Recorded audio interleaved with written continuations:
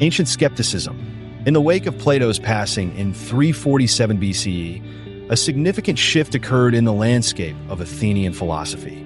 Plato's academy, once the epicenter of philosophical thought, was left without its founding figure.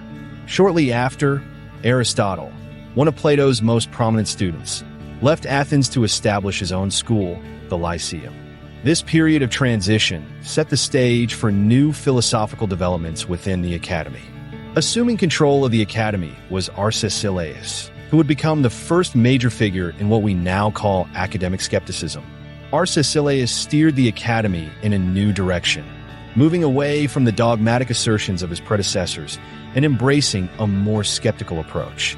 He argued that because true knowledge is unattainable, we should withhold assent from all beliefs, fostering an attitude of intellectual humility and caution.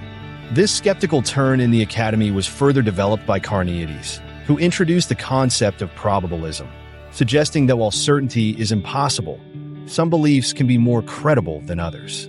Meanwhile, in the broader context of Greek philosophy, a different form of skepticism was emerging. Pyrrho of Elis, circa 365 to 275 BC, traveled with Alexander the Great to India, where he was influenced by Eastern philosophical traditions.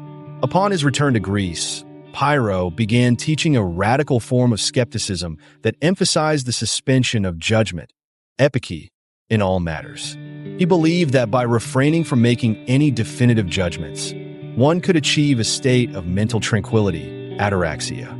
Pyrrho's ideas were not immediately codified into a systematic philosophy, but were later organized by his followers, most notably Sextus Empiricus, who would become the main source of what we know about Pyrrhonian skepticism. This form of skepticism stood in contrast to the academic tradition by rejecting even probabilistic reasoning, advocating instead for a complete suspension of belief. In this section, we will explore these two strands of ancient skepticism, academic and Pyrrhonian, examining how they arose from their historical context and how they laid the groundwork for future skeptical thought.